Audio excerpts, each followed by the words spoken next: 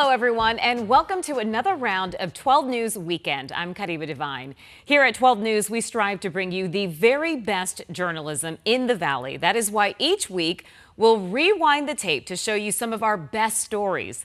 Some will make you laugh, some will make you cry, and some will make you feel.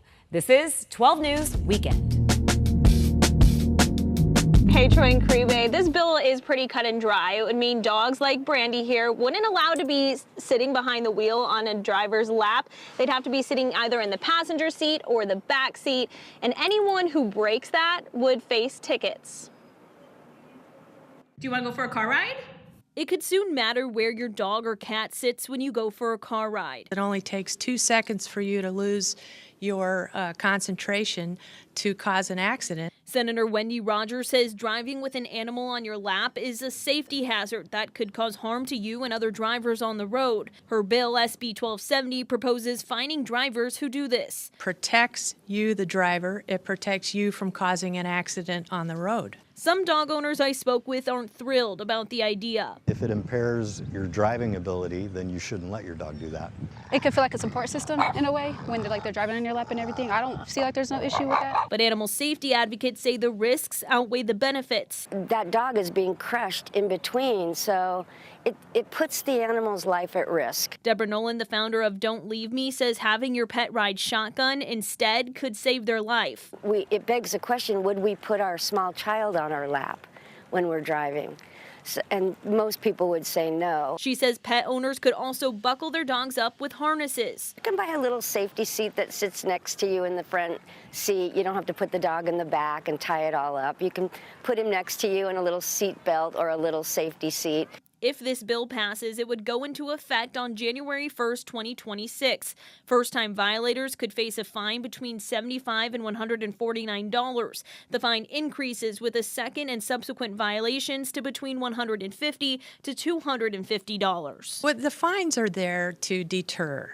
The fines are there to make someone think twice.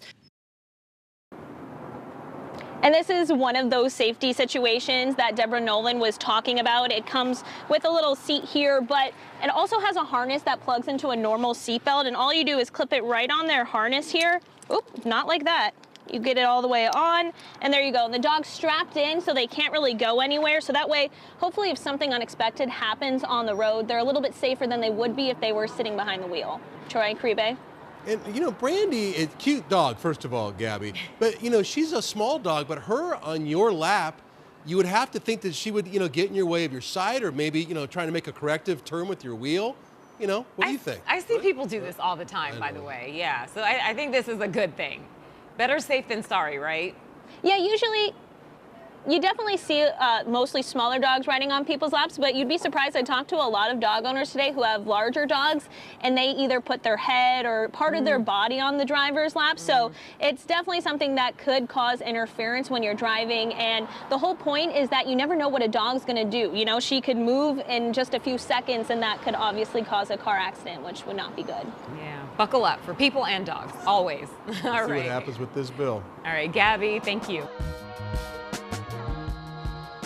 This is literally the best seat in the house. I'm on top of the Mars right now. There's the tail, there's the wings, and it's finally out of the water and on dry land. There's something off about this. The Philippine Mars is a plane sitting on a boat ramp on temporary wheels nowhere near an airport. A flying boat headed for desert dry dock. A 1940s era design. Ramon Purcell is in charge of documenting its trip from active duty airplane to museum piece. 81 years ago, she was flying in World War II. So it's really humbling to be able to sit here. There were only 7 Mars planes ever built during World War II. There's only 2 left. This is the last one to fly. It landed on Lake Pleasant last week. And she's on the water. It's half plane, half boat, and looks like both. It's a boat hatch. So close it up. It has a lot of boat parts, waterproof doors, an anchor, hatches to navigate in the water. But it's also a massive plane with 2 decks and 4 engines. Back before computers, you actually had a dedicated flight engineer. After the war, the Mars planes were converted to firefighting tankers. The water tank was made of wood and fiberglass and took up most of the bottom deck. It would get 7,000 gallons of water pumped in or brought in within the space of 10 seconds. The Mars is headed to the Pima Air and Space Museum. Once it touched down, time froze for this plane. Whatever was inside when the pilot left is what will always be there. Checklists, headsets, it all stays. And as an aircraft junkie, this has to be like, there's only 7 of these and only 2 of them still exist, and I get to sit in this. And every time I share the plane or have a story, I'm learning something new. The next thing to learn is how to get a plane this big 2 hours south by road when this plane wants to fly. And you can feel the wind. We're sitting up here 25 feet above the ground, so you can feel the aircraft move back and forth. So how do you get a plane this big to Tucson without flying it? It's just exactly how you put an elephant in a refrigerator, piece by piece. Marty Batur is in charge of the crew that's taking the Mars apart, piece by piece. It is a monumental project. You know, this is the last flying Mars in the world. And she sits high in the saddle. Once I did see it today in person, it definitely took me back a little bit. Damian Vega runs the crew that's driving it south, starting with the 4 engines that rolled out today, then the rest of it. It's quite a bit of planning. We're still in the planning process right now. Basically, pull the wings and tail off, put them on a flatbed truck, and drive very, very slowly off to a new home where others can get the same thrill of seeing inside this rare and a little strange piece of history. William Pitts, 12 News. I first saw them back in 2010. Christian Barola is talking about the Killers. And ever since, it's been his favorite band. My whole family loves the Killers. He's traveled to cities like San Diego, Las Vegas, and Seattle to see them in concert, connected to more than just their music. It relates to my whole life. Every lyric makes me feel like the nostalgia back home, growing up, you know. And Barola himself is a musician, playing piano and guitar since he was 8 years old. I always wanted to be famous musician, right? That was my dream growing up. The Killers are known to oftentimes invite a lucky fan on stage to play drums alongside them as they perform their song for reasons unknown. Barola realized it was a way he could make his dream a reality. The only problem, he didn't play the drums. So 1.5 years ago, he decided to learn. I'm gonna learn how to play drums. I'm gonna make it my goal to play with the Killers. That was my goal. That's what I set out to do. Every day for at least 15 minutes a day, Barola practiced. And I practiced that song thousands of times every single day. And when the Killers were booked to headline Innings Festival in Tempe, Barola felt that was his best shot. So he and his family went. And as the band started that song, he held up his sign. What did the sign say? I'm the man to play the drums. And it's in reference to one of their songs. Despite others holding up signs too, it was Barola's that caught lead singer Brandon Flowers' attention. Say hello to Christian from Tucson, Arizona. Yeah! Before he knew it, I check my face. I look a little bit older. He was on stage playing the drums alongside his favorite band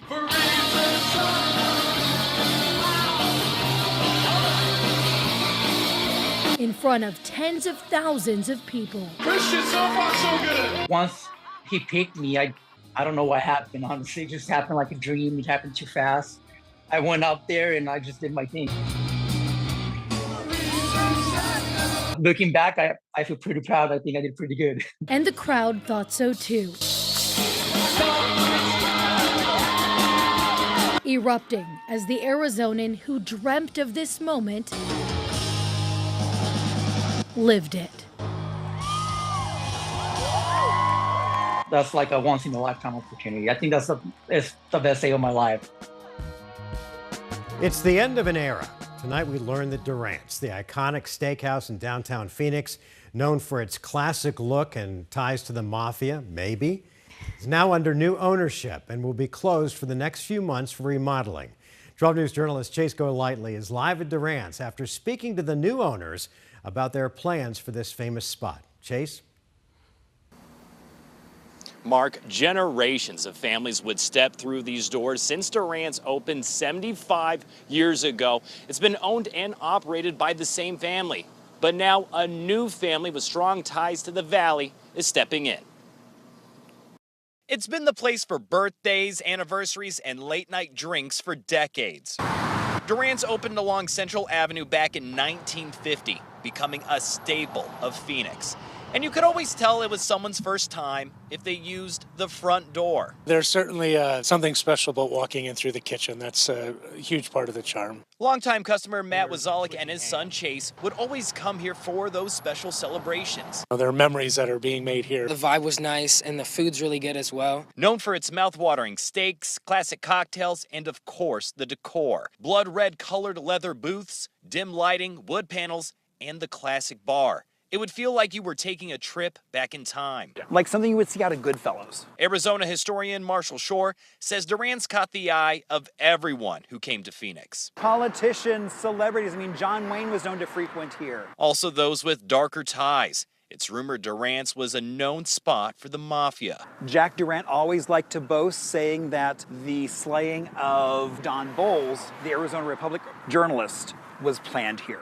The history and mystery helped make Durant's a legendary location. But on Monday, while that classic kitchen door was open, people were turned away, learning Durant's would be temporarily closed for renovations, with new owners coming in, which has some people nervous. I have to imagine, though, they'll keep a lot of the charm. They'll have to. I think the neighborhood would be disappointed if they didn't. Those new owners also well known to the Valley, the Mastro brothers, who own Steak 44, Ocean 44, and others. We're thrilled, and we're just going to carry on the legacy, hopefully for another 75 years. Jeff Mastro and Oliver Baggio say renovations are starting now, but longtime customers shouldn't be worried about the changes. Everything they've grown to love, from the kitchen entrance to the dining room, will remain the same. It's going to look and feel and be every bit Durant's that it's always been, and better. So, Chase, they used to bring out this relish tray. You know, not a big deal, but like celery and olives and stuff like that. Hopefully that stays. But this place has so much history and it's beloved by so many people. Do we even know why the original family decided to sell?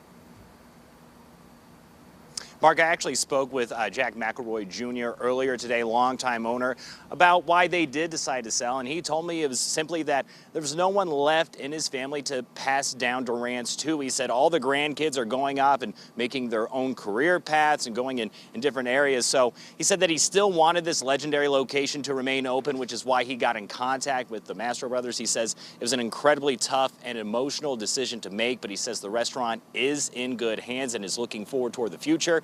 We're told Durant's will open back up with those renovations by September. We're live in Phoenix. Chase Golightly, 12 News.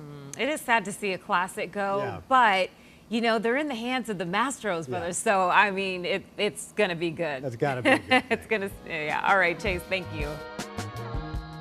Yes, I am Bat Reporter. I am in the Bat Cave at Wildlife World Zoo.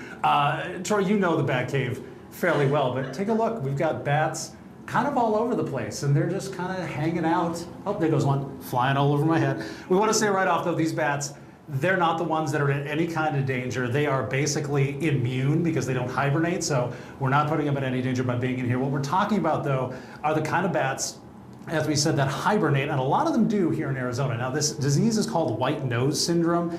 It's a fungus that grows on those bats around the nose, and it doesn't suffocate them or anything, it just really annoys them. So that means they don't hibernate. They stay awake, and that's what ends up killing them.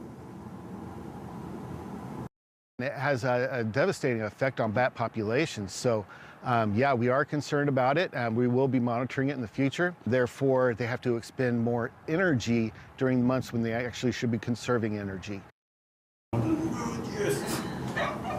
Now, white nose syndrome is found in southern Arizona last year, but the lab test only confirmed it this month. Now, Game & Fish says they don't think it'll spread too far because it does like cold temperatures and wet caves, and really, we don't have a lot of that in Arizona. But if you do happen to come across a bat with a white nose, or you suspect has white nose syndrome, call Game & Fish.